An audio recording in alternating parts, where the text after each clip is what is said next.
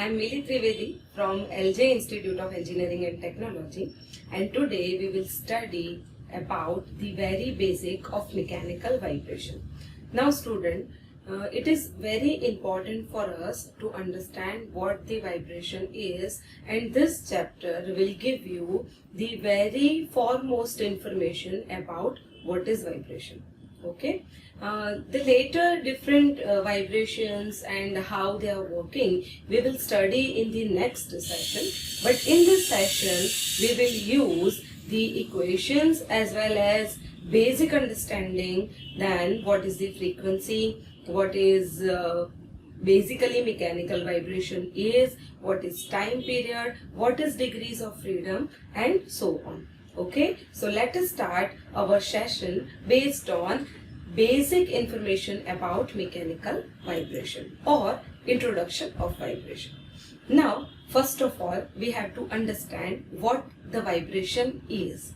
Okay, in general, if we are considering mechanical vibrations, now in this case, as you see in our spring mass as well as pendulum system, they are basically the free vibration. Remember student, as we all know, according to Newton's law, first of all, if the system is in motion, it will be in a motion. If the system is steady, it will remain in its steady position until and unless external force is applied on the system. Okay? Now, suppose we have spring and mass system. If we will not put any effort on that system, then what will happen? The system will not move at all.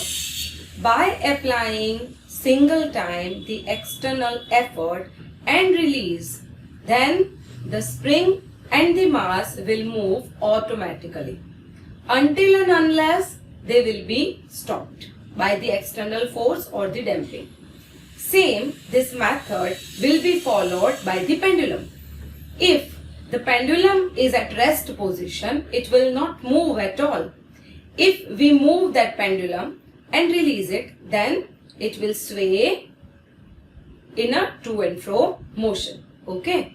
So this all things, it means the very minor deflection of any system will give us the basic vibration of a system.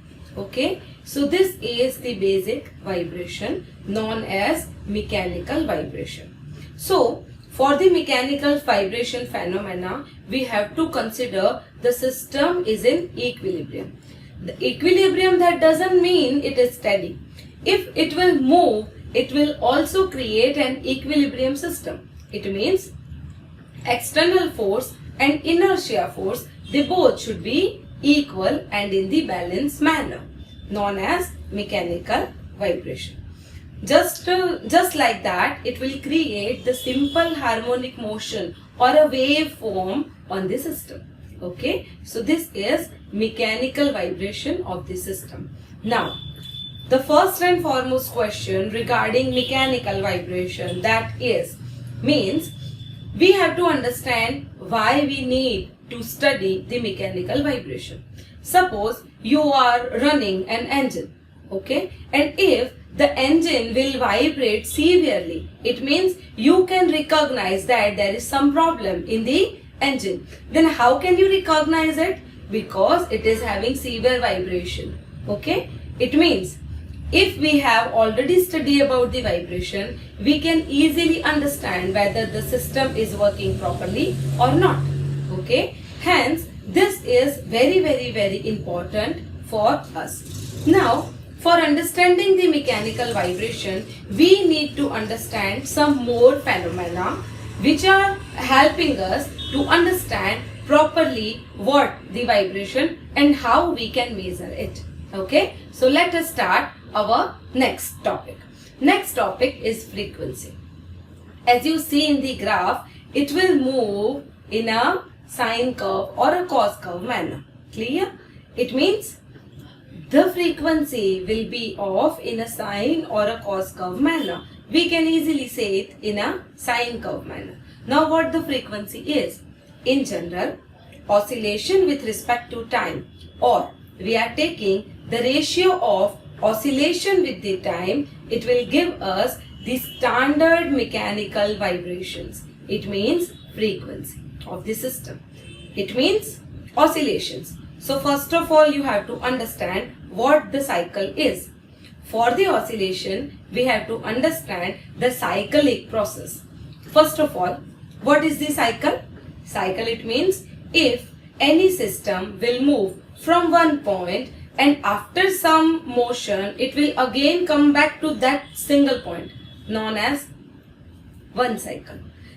How many cycles, it means how many oscillations in how many times are there, they will represent us and give us the value of the frequency. It means oscillation with respect to the time, known as frequency. Clear? This is the frequency or the unit of the frequency basically in the Hertz manner. So this is our frequency. This term is very, very, very important for us. Now let us have our next, that is the time period. Now student, as you see, what is the time period? Suppose we are having different pendulums and they are moved with the different frequency. Okay? If one pendulum will move from one position to another and then come back to its position again, it means for a single cycle, whatever time it is taking, known as time period.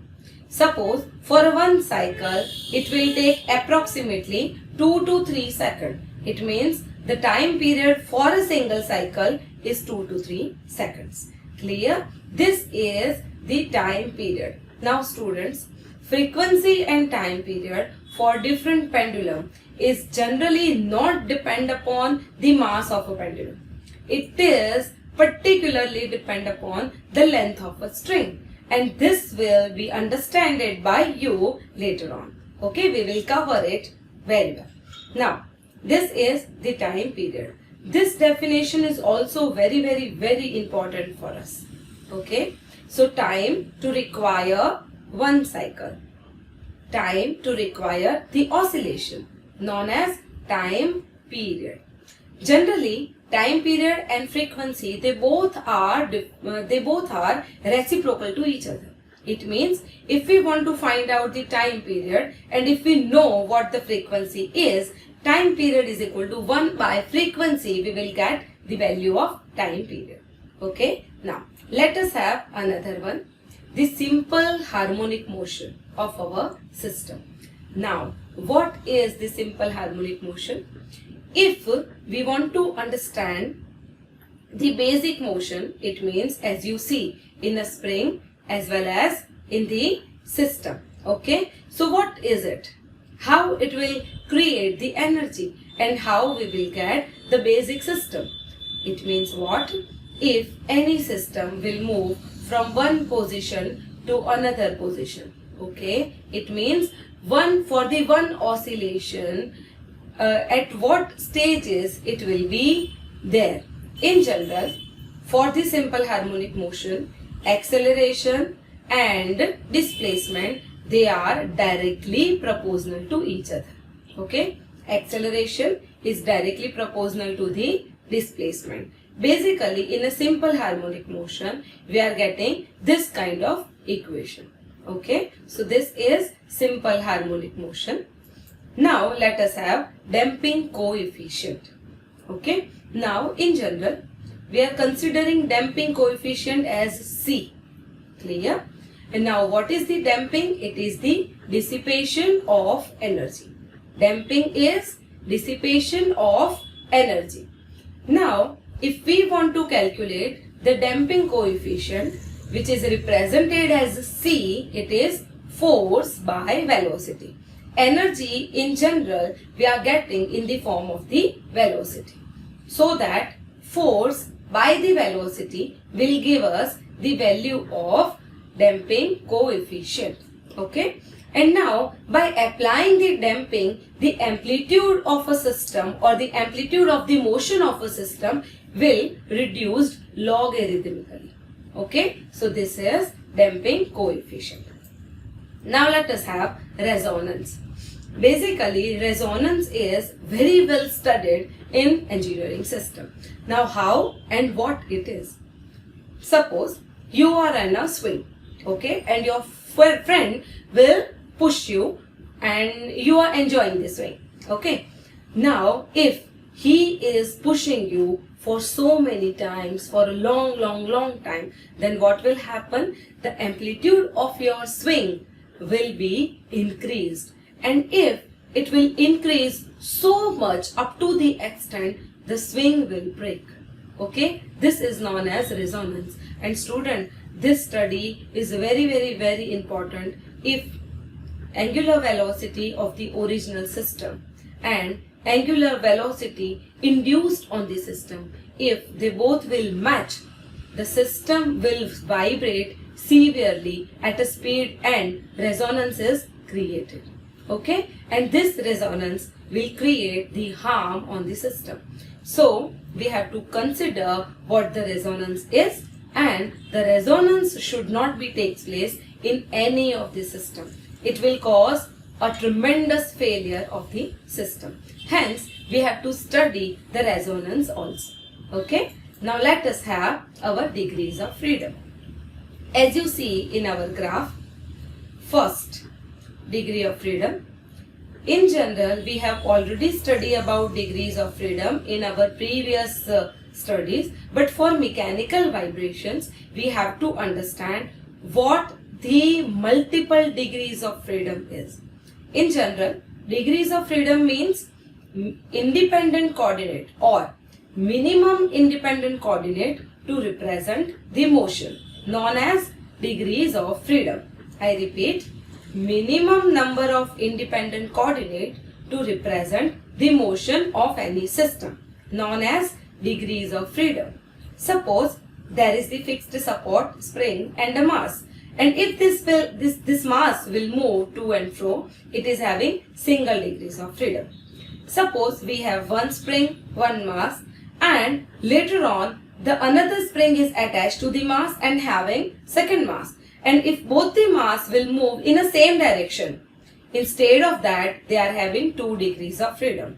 If we put in a similar manner spring, mass, spring, mass, spring and mass, it means 3 masses attached linearly with 3 springs. It is having 3 degrees of freedom. And if there are n masses and n springs, it is having n degrees of freedom. So degrees of freedom is completely depend upon number of masses or the motion of a system which takes place. Okay. So this is degrees of freedom. So now student, this is our very basic fundament which are used in mechanical engineering, and I am adding this topic for your sake of interest. Okay. First of all, you have to understand what the vibration is. It is none other than the to and fro motion. Okay. But what is the requirement? The initial motion should be very less. It means displacement is in mm. Now, if we are considering motion of any system, it is very compulsory to understand what the frequency is, what the time period, and what the simple harmonic motion is, so that we can understand and solve so many problems of mechanical vibrations. So this is the basic introduction. I hope you understand this. Okay. Thank you so much.